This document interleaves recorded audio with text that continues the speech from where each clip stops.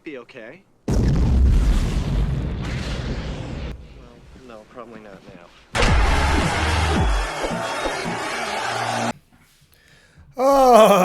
Okay, let's sift through the ashes and the ruins of yesterday's game and the direction of this team.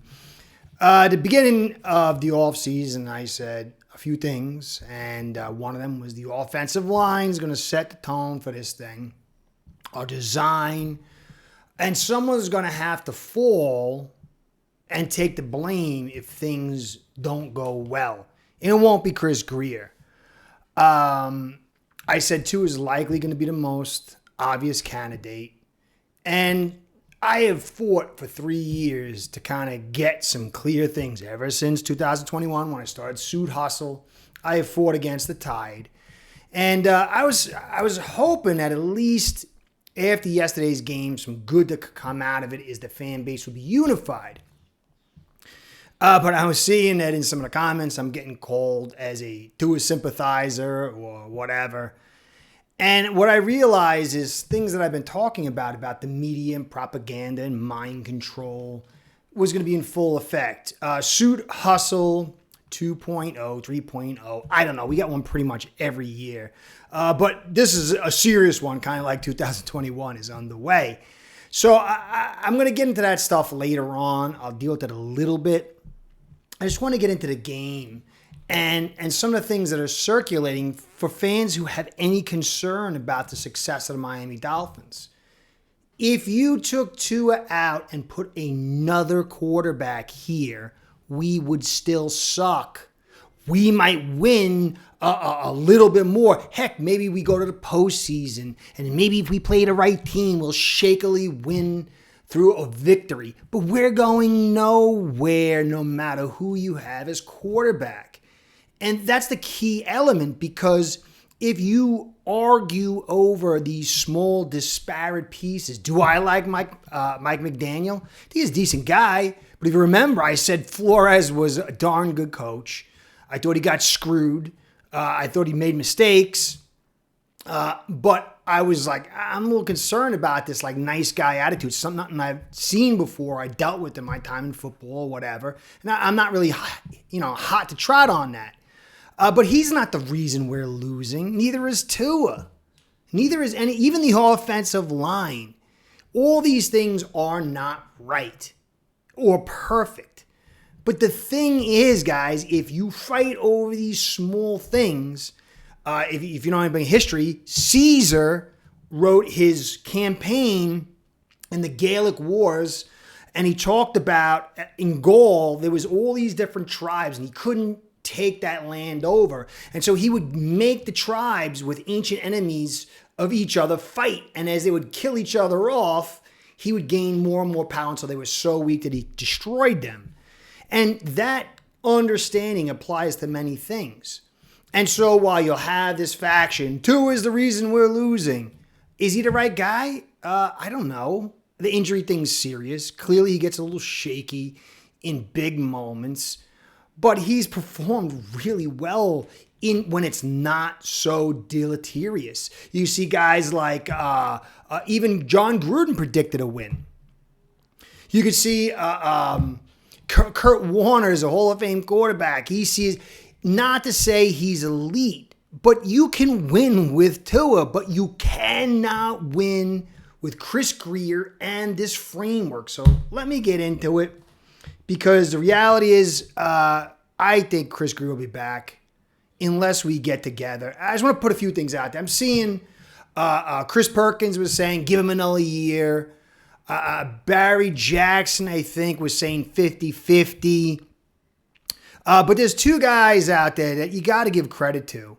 Mike from DolphinsTalk.com, you can see here. If Miami resigns Liam Eichenberg and he's on the roster in 2025, Mike says he's shutting down DolphinsTalk.com. And Dolphins Talk, Tom follows that by asking Mike about Jordan Poyer, which pushes Mike to some 1,800 tequila.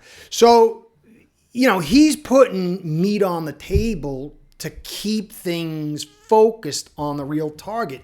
To me, Liam Eichenberg is here because Chris Grier forced him in. The same conversation, he just does what everybody wants.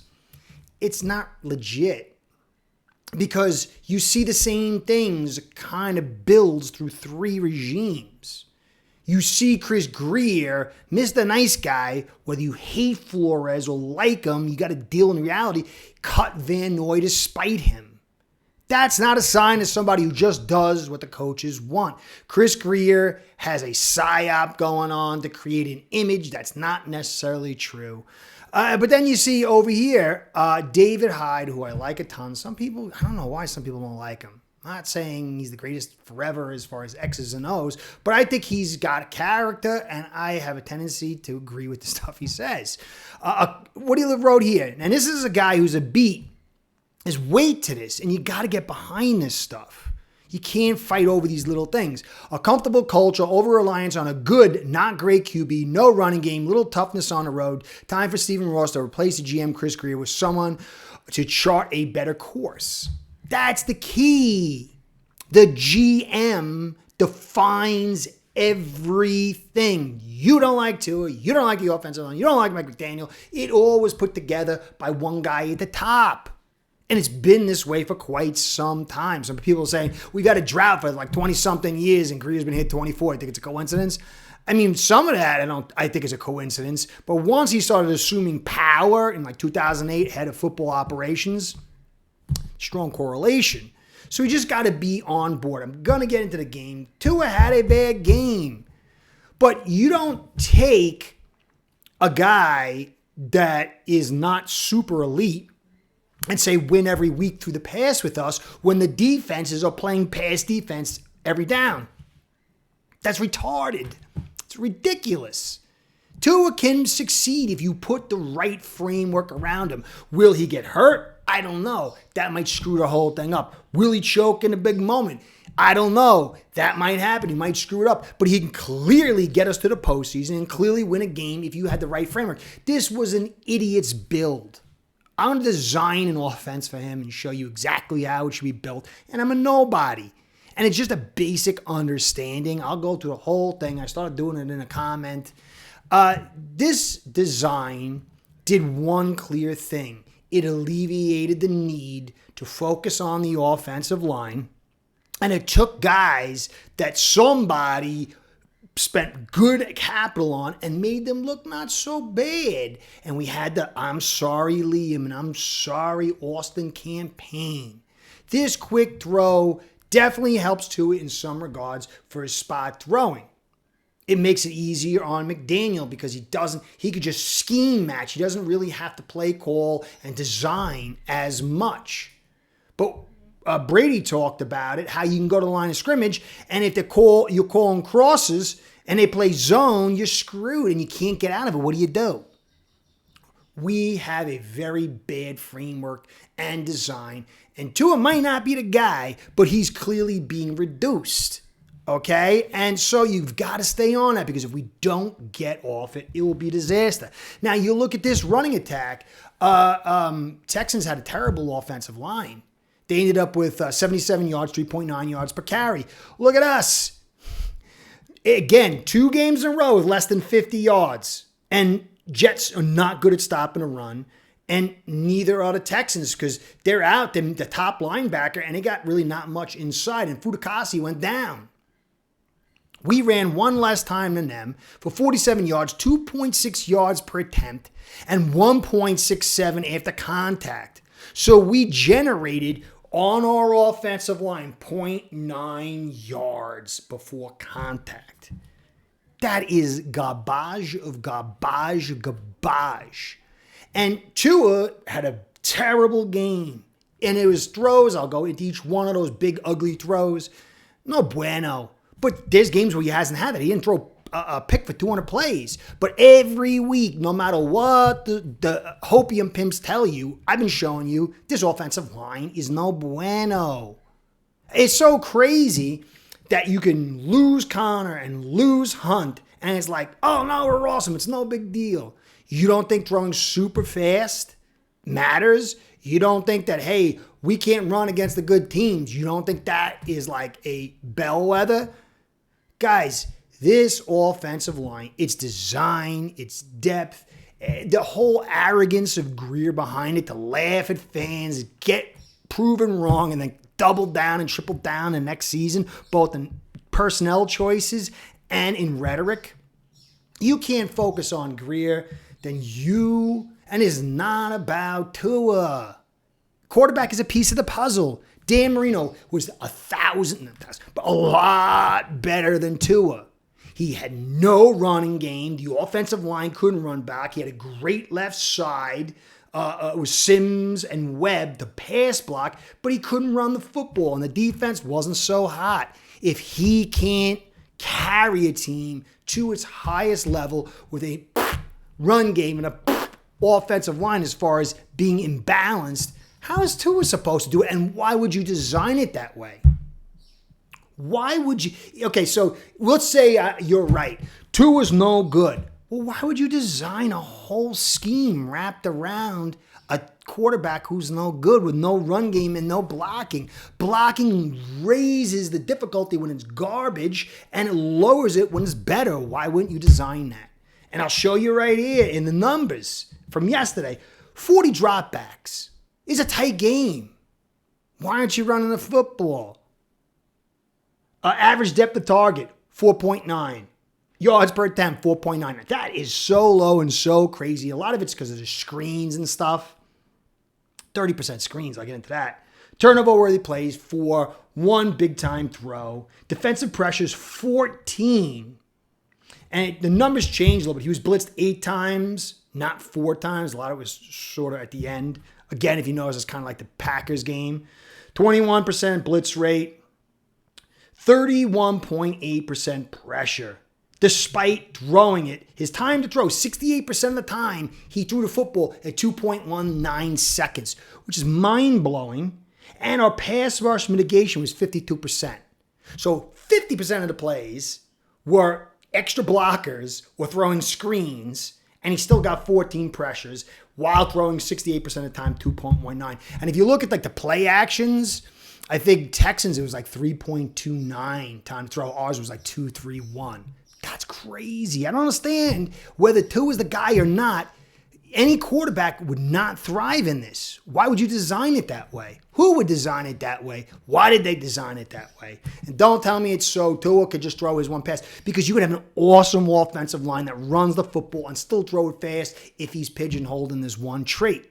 And I'll show you how that release and trait can be magnified and accentuated in another way. I've talked about it lots of times. Now, you look at Stroud. He didn't have a great game, but he came through in some of those. When you got a bad offensive line, mobile quarterbacks, and that's a knock you could say on Tua, but mobile quarterbacks can deal in the chaos better. But still, they're supposed to have a ripped-up offensive line, and they ended up with 34.4% pressure, a little bit more than us. They were blitzed a little bit more, so 25%, 4% more. But their pass rush mitigation was only 34%, 10% screens, and then 28%, 25% play actions. But their clean time to throw was 65%, 278. That's almost half a second more. Wouldn't you think that if a quarterback he can't read really that well and he's not so good, you'd want to give him time to throw the football?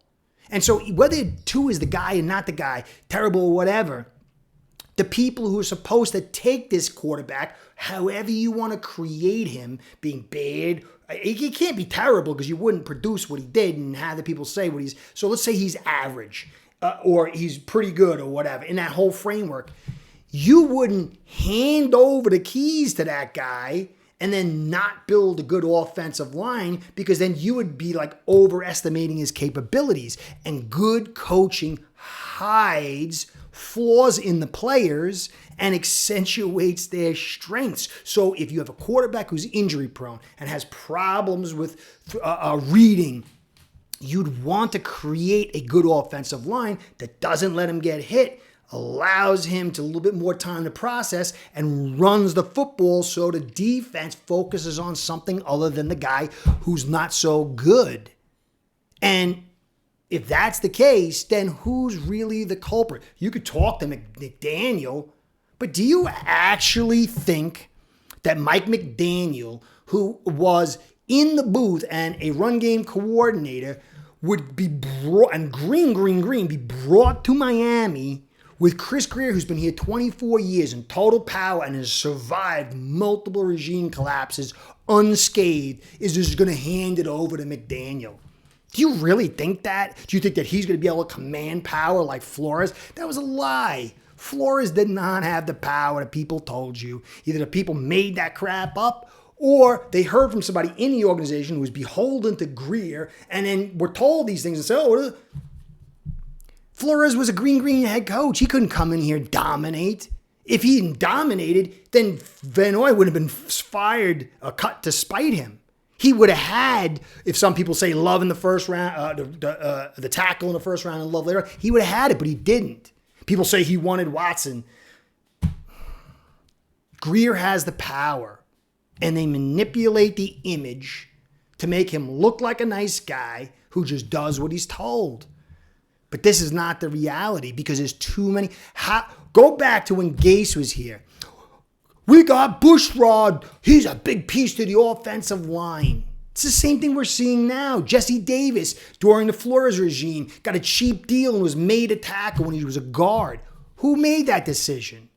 Grier. This whole design's based on Grier's vision. That's why you got to get rid of him.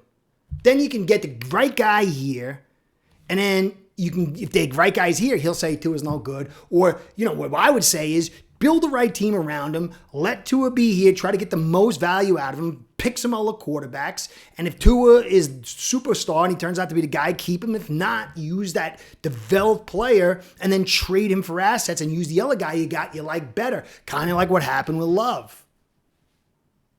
But I don't know. I think from what I'm hearing, there's people that are close and they have access.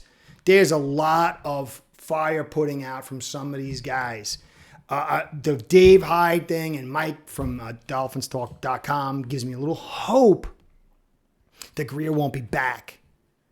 But you have to stay focused. Let's get rid of Grier and hopefully get the right guy in here, and then we can start fighting about whether Tua's the guy or not, McDaniel's the guy or not. It don't matter. Get rid of McDaniel, get rid of Tua, get rid of this offensive line, and keep Grier, and you go nowhere. Keep your eye on the prize, or it's just going to be more of this. So this game was lost yesterday. Clearly, Tua wet the bed. The defense, it played pretty good, but it was a gutted offensive line. Go through all the games this season. When the offensive line was gutted, they did pretty good. When the offensive line was pretty good, they struggled.